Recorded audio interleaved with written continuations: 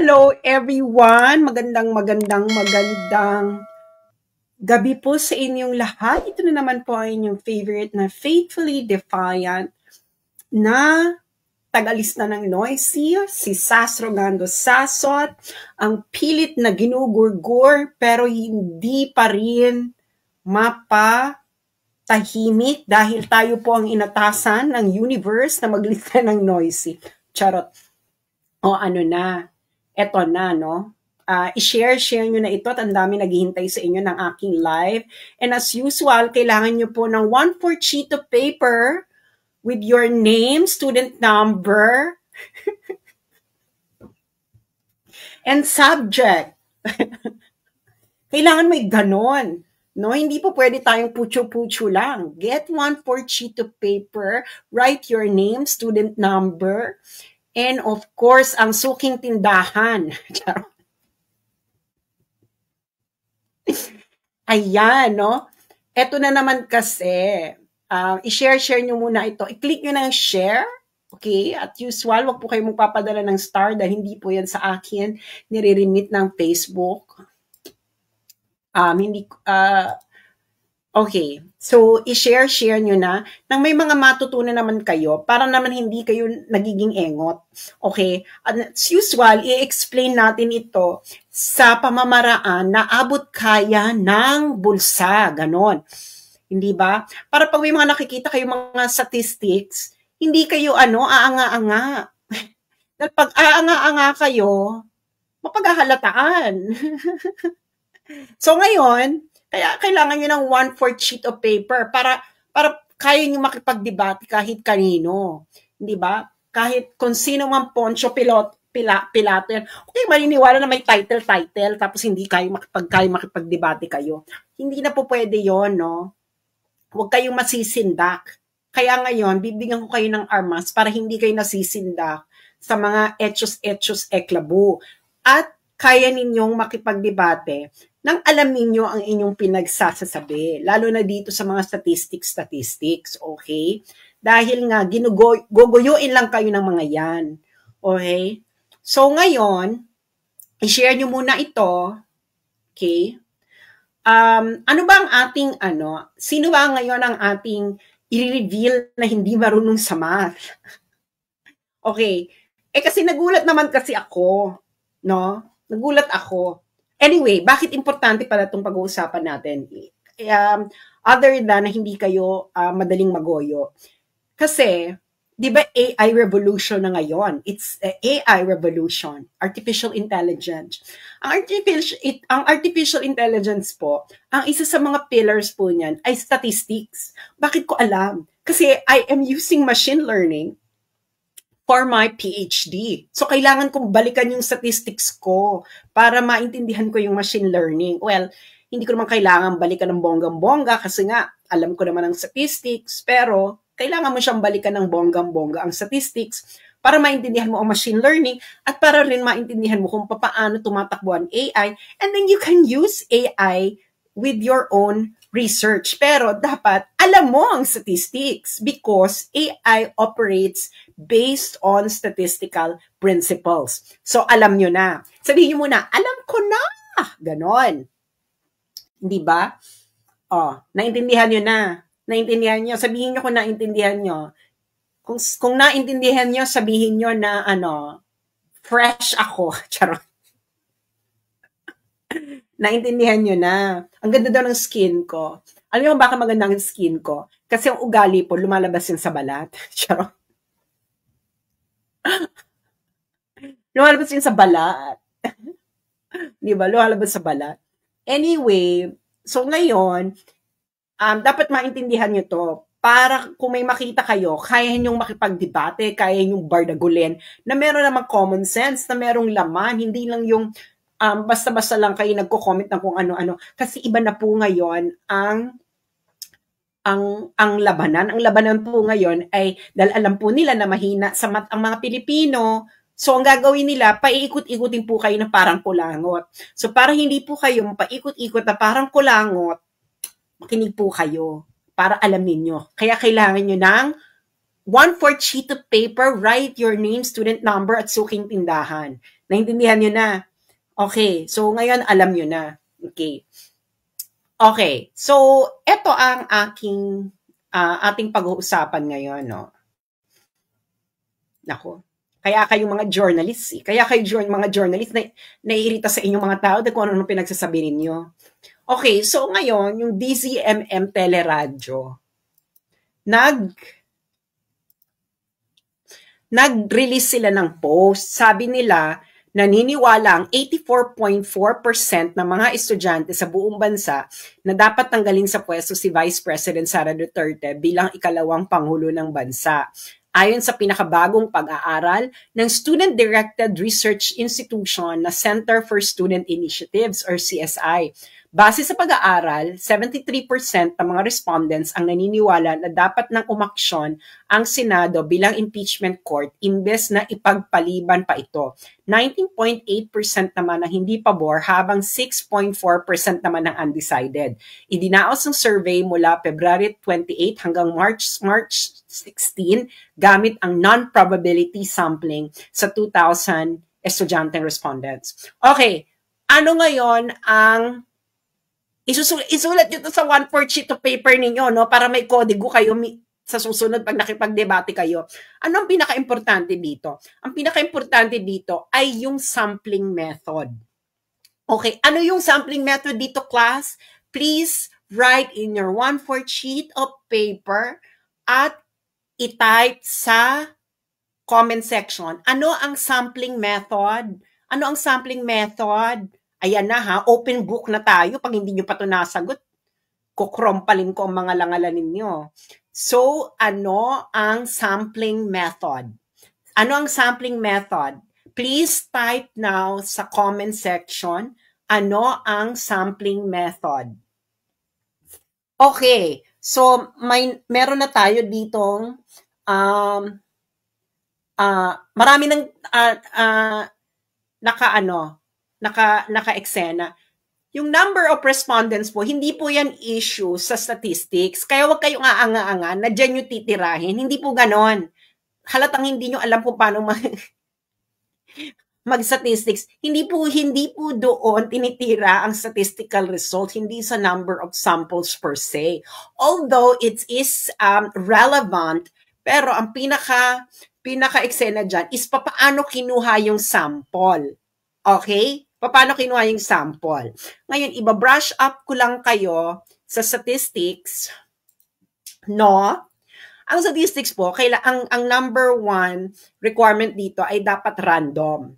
Okay? Bakit kailangan random? Kasi kailangan you give equal chance doon sa tinatawag na population mo para mapasama doon sa sampling. Hindi po issue kung 2,000 lang, 1,000, 3,000. Meron pong statistical rules on what kind of statistical inference that you can get from your specific sample size, yung number of respondents or whatever, okay? At doon, at yung results from that sample. Okay. So, hindi po issue yung number of sample. Wag kayong iengot-engot, no? Na doon yung titirahin ng isang statistical study. Tigilan nyo yan dahil napaghahalataan wala kayong alam sa math kung dyan yung titirahin. Ang tamang pag-atake dyan is ano yung sampling method. Again, class, ano ang importante? Muna, sampling method. Isulat nyo na yan sa 1/4 sheet of paper ninyo. Okay, sampling method. At alam ninyo kung ano ang sampling method na ginamit dito. Okay. Okay. Dahil ang sampling method ay non-probability sampling, anong ibig sabihin yan ng non-probability sampling? Ganito lang yan. Pinakamainam na paraan para ma-explain ko sa inyo ang probability sampling at non-probability sampling. Halimbawa, meron akong 20 ang population ko. Okay? 20 sabihin natin 100 ang population ko. Wala naman akong pera na tanungin silang lahat, no? 100, ganyan. 100 ang population ko. So, ang gagawin ko, isa sa mga simpleng paraan para maging random sampling, isusulat ko lahat ng pangalan ng 100. Isusulat ko lahat ng pangalan ng 100 na respondents. Tapos, ilalagay ko yan sa fishbowl. Okay? Yan ang pinakasimpleng random sampling. Tapos, kukuha ako, sabihin ko ng, pwede na sigurong, kung 100 ang aking, population, ibig sabihin ng population, ito yung total number, okay, ng population. And population refers to anything, number of students, number of voters, etc. Ngayon, kukuha ako, sabihin ko ng 30 random sample. So, ilalagay ko siya sa fishbowl, kukuha ko ng 20. So, randomize na yon. Yun yung pinakasimple. Okay? Yun ang pinakasimpleng random. Bakit yung naging random? Dahil wala akong bias. Hindi mag-picture in yung bias ko noon kasi very blind yun. Dahil, kukuha lang ako ng 30, sa aking fishbowl. Diba? So, meron na akong 30 random sample. Okay. Ang isa pang paraan para makakuha ka ng random sample, halimbawa, nag-o-audit ka na malaking kumpanya. Napakalaki ng kumpanya, hindi mo naman ma-audit yan lahat ng bonggang-bongga. So, pwede kang kumuha ng random sample. Ang isa pang paraan dyan is yung merong random number generator. Halimbawa, meron talagang assigned number. Sabihin natin yung assigned number is 1 to 1,000. Tapos gusto mong kumuha ng, sabihin natin, 100 sample out of that 1,000. So, pwede kang mag-generate ng random number sa mga random number generators. You can use Excel, you can use Python. There are different ways. Even calculator, there are some calculator that can generate random numbers. Okay? So, yun ang random sampling. So, bakit importante yung random sampling? Okay? Kasi nga, yung random sampling, nami-minimize mo yung bias. Okay? Ngayon, dito sa kanila, ba't kailangan i-minimize ang bias sa statistics? Kasi nag-generalize ka sa population. Okay? Ang statistics, magiging reliable lang siya kung yung bias mo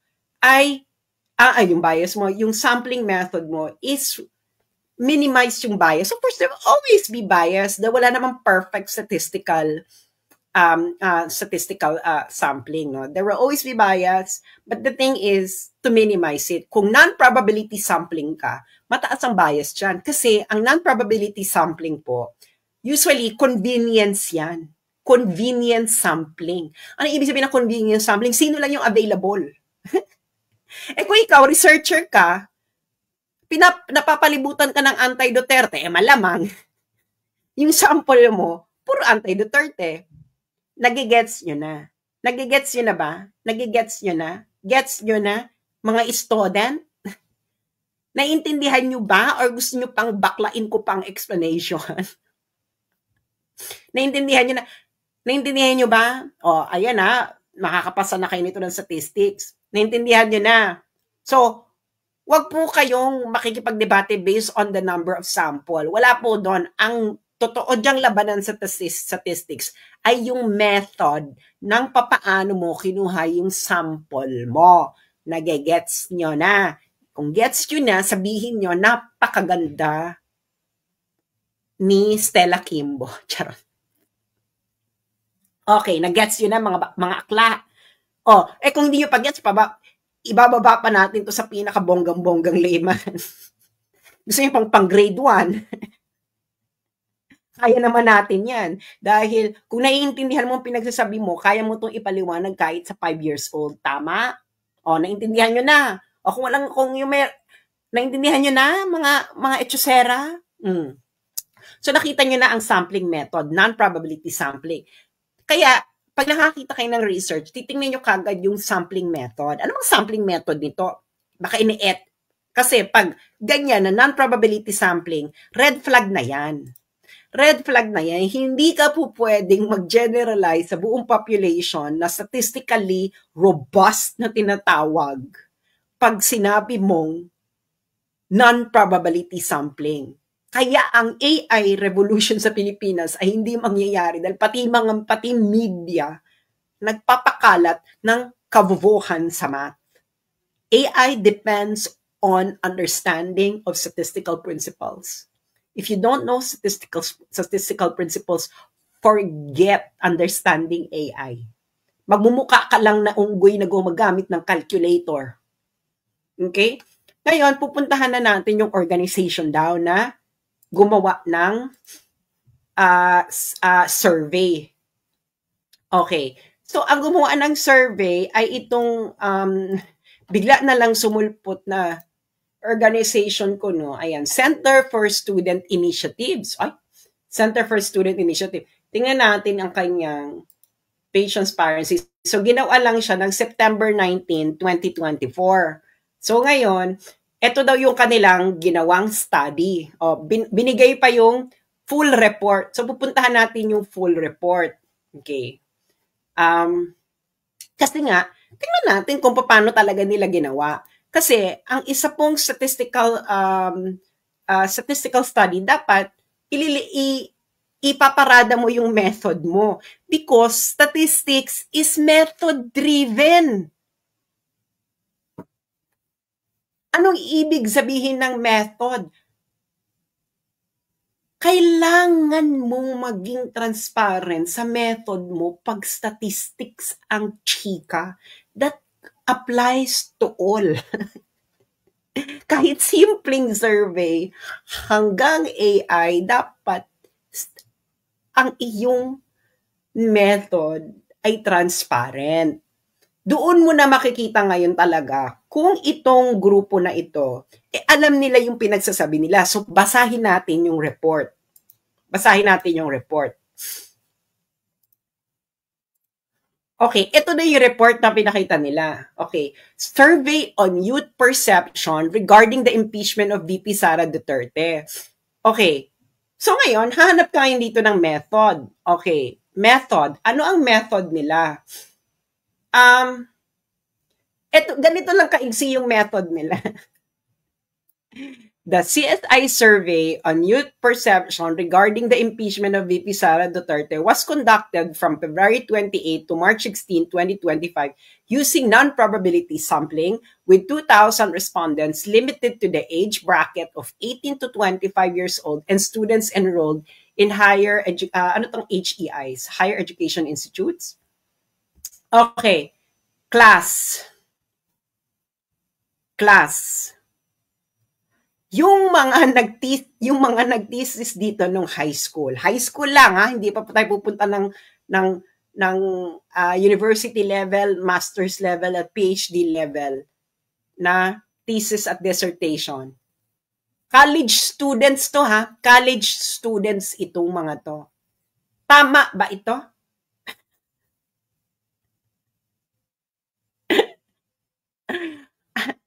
Tama ba yan? Tama ba yung ginawa nila? Tama ba yon?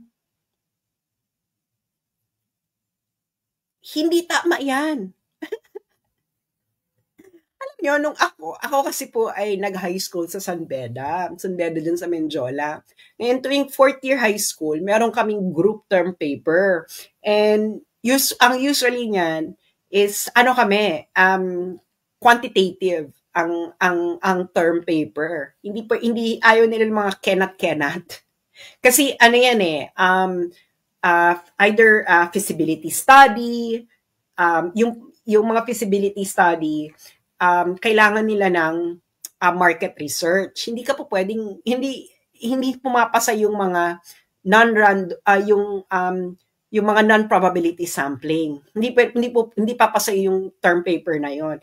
Kasi nga kailangan kailangan i-demonstrate mo dun sa term paper mo na you can apply statistical principles. Halimbawa kami, at alam to ng mga kaklase ko ng 4th year, dahil karamihan sa kanila ay dumapende sa akin. Wala naman para sa akin yon. No? I love writing papers. Ang term paper namin noon, at nanalo pa kami noon ng bronze medal. Bronze medal ba kami o silver medal? Bronze medal. 3rd place. Is meron kasing policy yung school namin yon na cleanliness campaign. So ngayon, ang term paper namin is gusto kong makita yung effectiveness ng cleanliness campaign. Okay?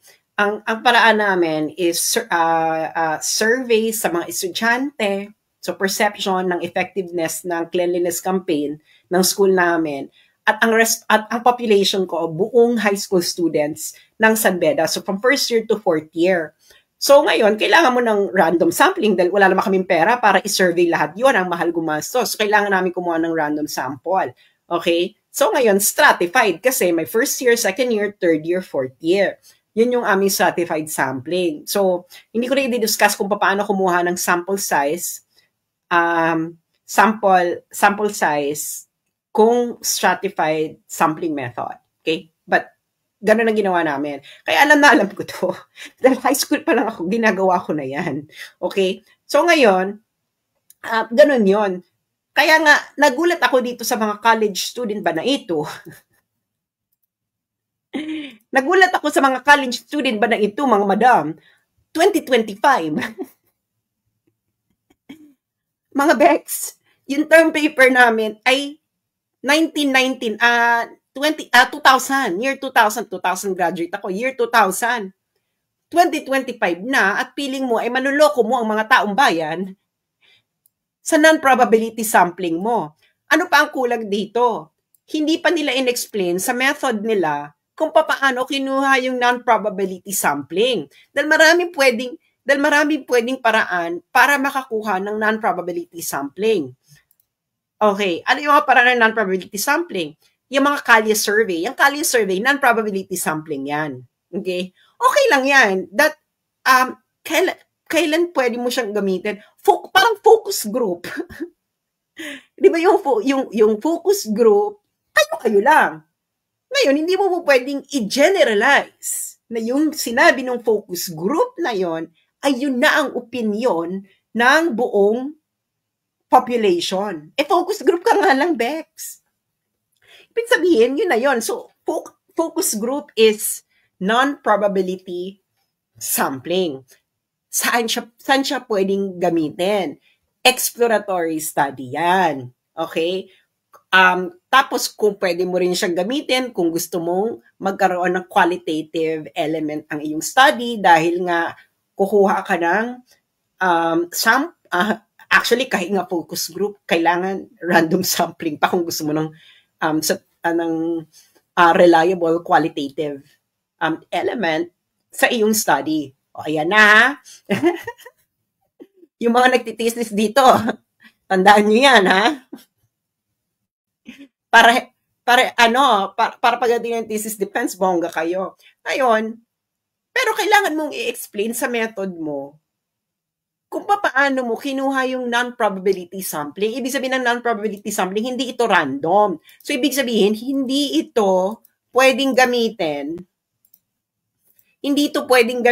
mo to pwedeng gamitin in order to generalize to an entire student population kasi nga non-probability sampling ka, be. Sino bang thesis advisor ng mga to? Or math teacher? Saan ka nakakita ng non-probability sampling? Tapos, ang conclusion mo, sa population, you make a statistical inference. O, ano pang wala dito? Wala kang confidence interval. Paano ka nga magkakaroon ng confidence interval and non-probability sampling?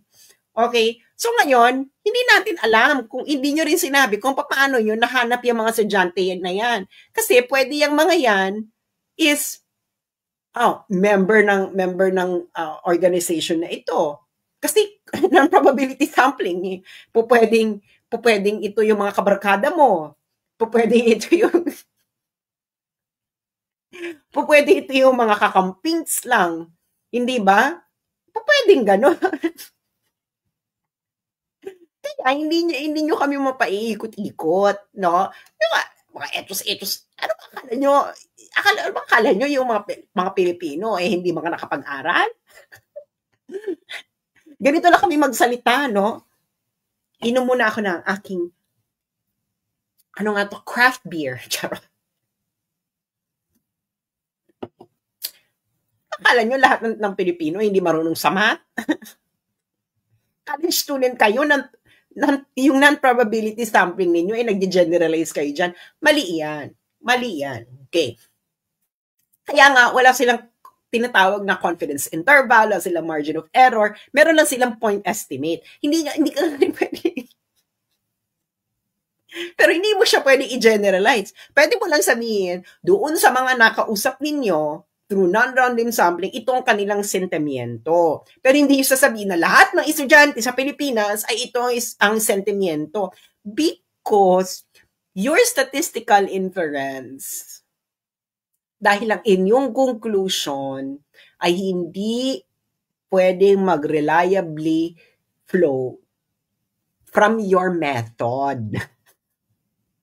Mali yan. Yan ay ka-VO-VO-han sa statistics. Pati ba naman statistical principles, statistical method ay kailangan ninyong bali-baliin para suportahan ang inyong mga agenda sa buhay. Mga Bex, statistical method is not up for debate.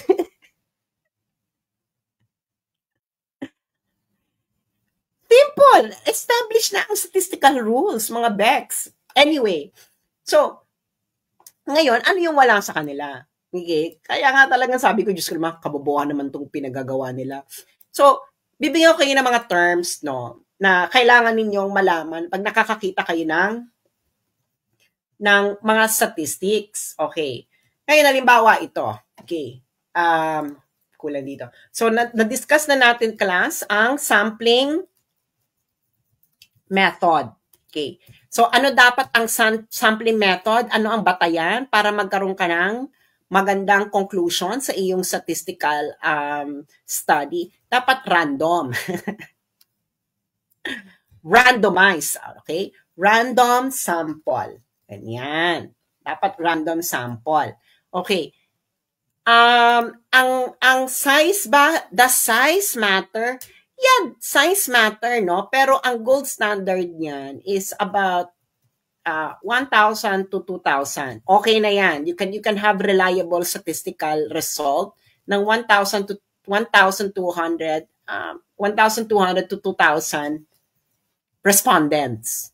Okay na yan. That's a standard. So, standard. Yan ang standard. Huwag nyo na pagdebatihan yan dahil that is statistical principle. So, huwag na kayong umarte. So, okay. So, na-discuss na natin yan. Okay? Ang sampling method, dapat random sample. Okay? Kung gusto nyo mas complex, so kailangan meron kang, pwede ka pang mag-stratified sampling. Okay? So, ano na to? Advanced na ito. Pero dyan muna tayo sa dyan na lang muna tayo sa sa pinakapayak dahil yan pa lang is tatakbo na ang bus. Okay. So ngayon, yung mga nakikita nyo na binibigay nila, yung tinatawag na point estimate. Okay, point estimate. Yung mga eksaktong number ba? Sasabihin nila, 89% ayaw kay Sarah, ganyan. Point estimate yan. Pero meron tayong tinatawag na margin of error. Ibig sabihin na margin of error, itong margin of error, it will determine the confidence interval. Okay. Ano yung confidence interval? Okay. Halimbawa, yung point estimate mo is 89%. Okay. Meron kong confidence interval na nagdedepende ito sa margin of error. So, para malaman mo yung confidence interval, so itong point estimate, usually this is the mean. Okay? This is the mean. Ito yung nasa gitna, central tendency. So, ang confidence interval, so plus minus 3. So, minus 3 is 86%, plus 3 is 92%. Itong confidence interval na ito, yung nakikita nyo yan, itong 86, okay, yan yung resulta ng minus 3. Ibig sabihin yan yung lower bound. Lower bound. Ang upper bound is 92%.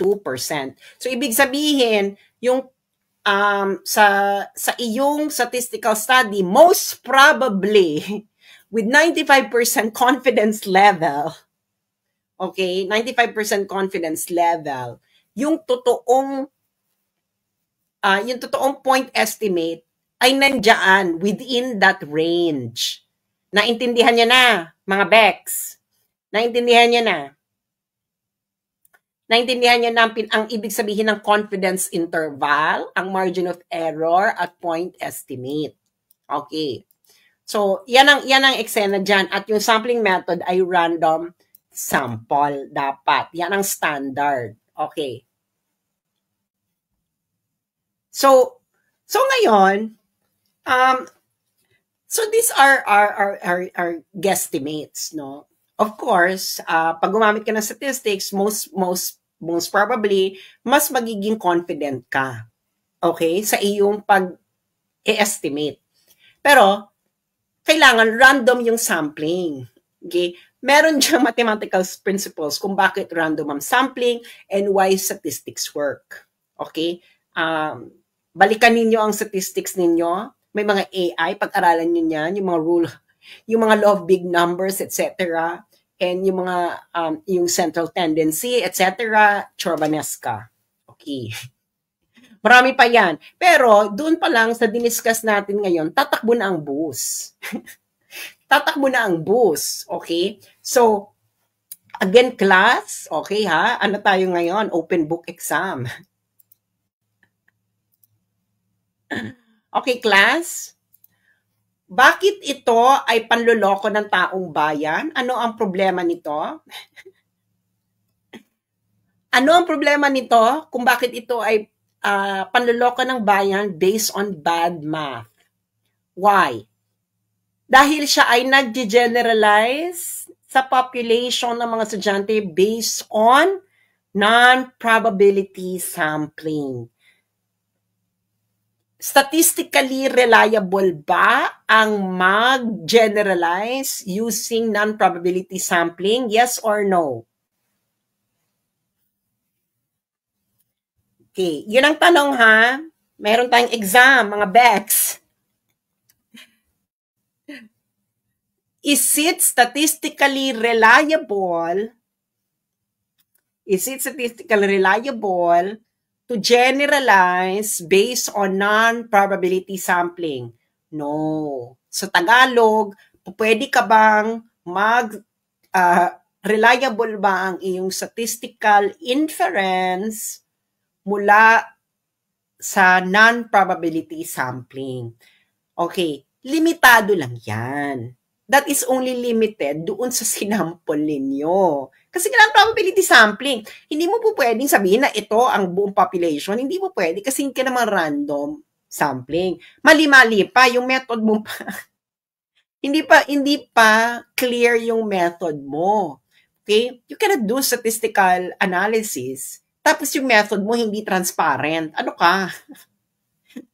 Sino naman nagtuturo sa inyo yan? Hindi ba? Non-reliable. So, tama kayo. Okay. Now, babalik ngayon tayo sa mga key terms. Okay, key terms.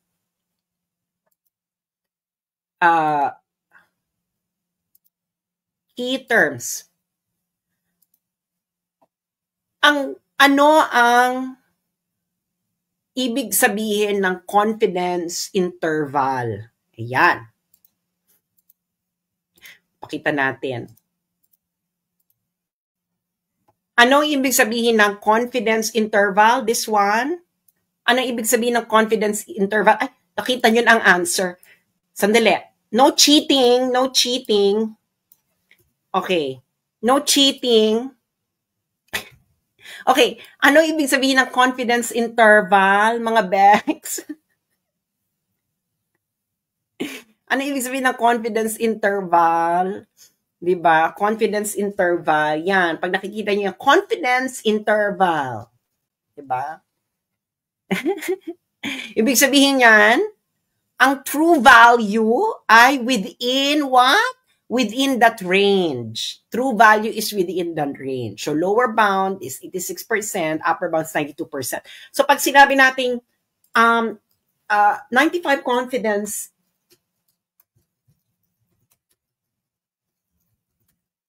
interval, ano ibig sabihin yan? Ano ibig sabihin niya?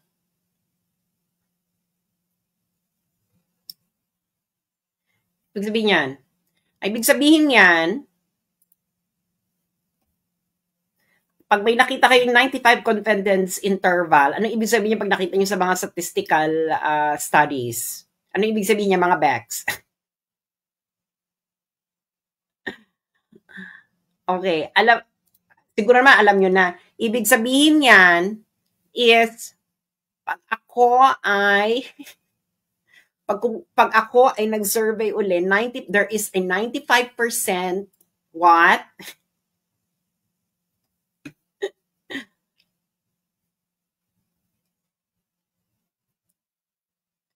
Most of the time, okay, yung true value, okay, ito yung point estimate, ano ba itong ginagawa ko? Hindi nakikita yung cursor ko.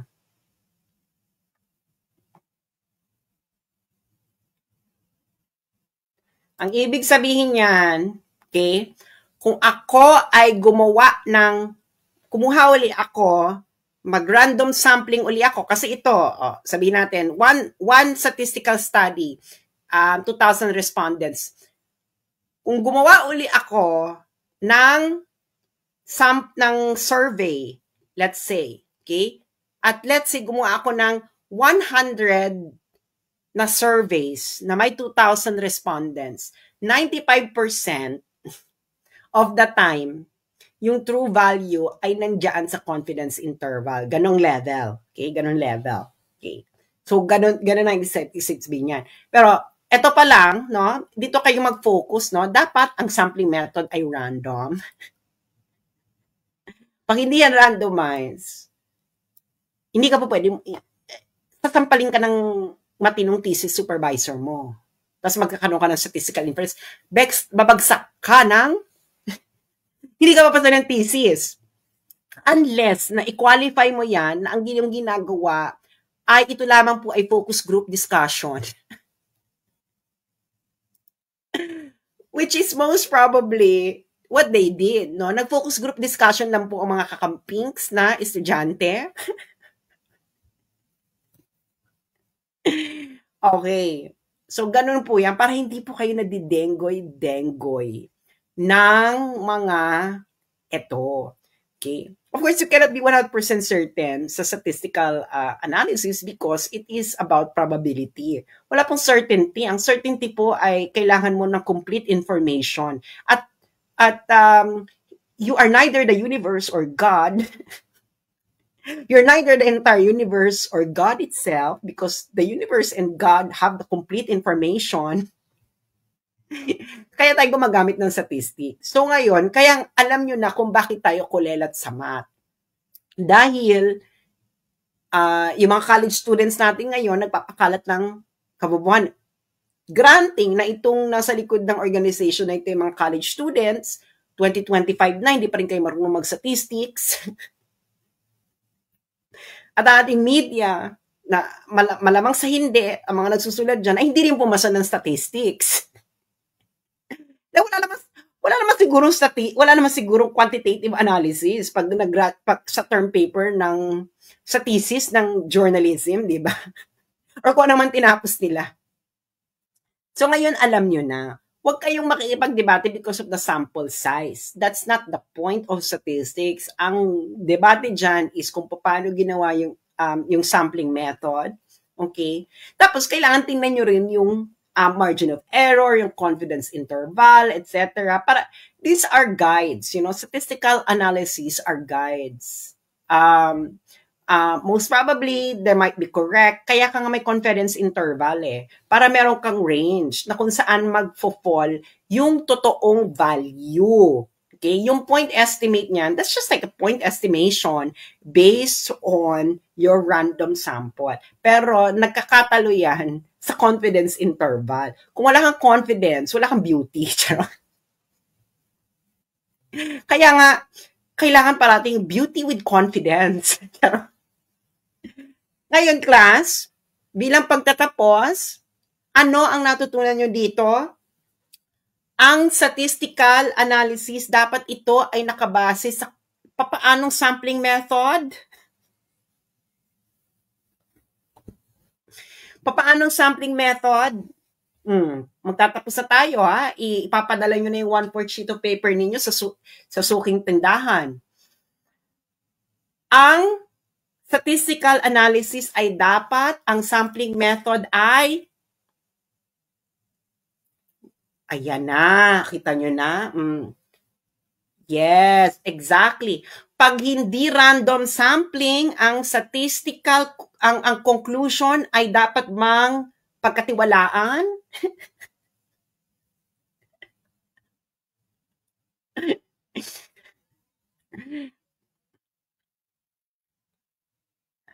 Diba? Oh, naintindihan nyo na. Diba? Akala ninyo mahirap ang statistics. Actually, madali lang ang statistics. No? Kailangan nyo lang, kailangan lang baklain ang explanation. para maintindihan ng marami. Dala ko, pag bibigyan mo ako ng, ito, nakabase ito sa non-random sampling. Bex, hindi kita pakikinggan. Alam mo, pwede ko lang sabihin Kerry, okay, gumawa ka ng exploratory lang yan. Nag-explore ka lang bakla. Hindi ka pwede maging confident based on a non-random sampling. Niloloko mo lang yung sarili mo. Niloloko mo lang yung sarili mo, Bex.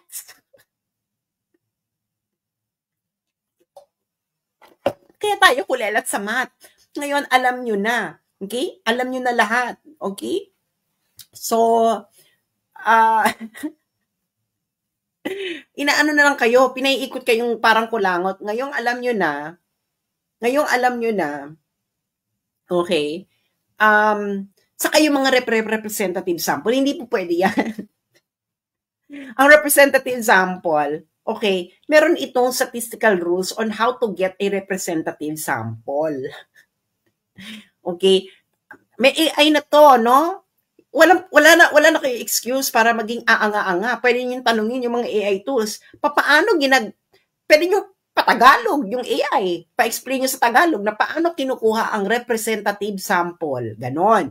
Hindi na po pwedeng maging aanga-anga ngayon sa AI revolution, mga friends. Ako ay natutong gumamit ng Python through AI. At natutunan ko siya na in 1 week dahil magaling magturo, no? Pinapa-adjust ko sa level ng aking utak, which is 5 years old, ganon. So, ayun lamang po. Ipasa nyo na po ang finish or not finish. Please pass your paper at ihuhulog pa po yan sa pinakasuking tindahan. Maraming salamat po sa inyong lahat. At hanggang sa muli, wag po niyong hayaan na paikot-ikutin po kayo na parang kulangot na mga ito na hindi naman marunong sa math. Okay? Thank you so much.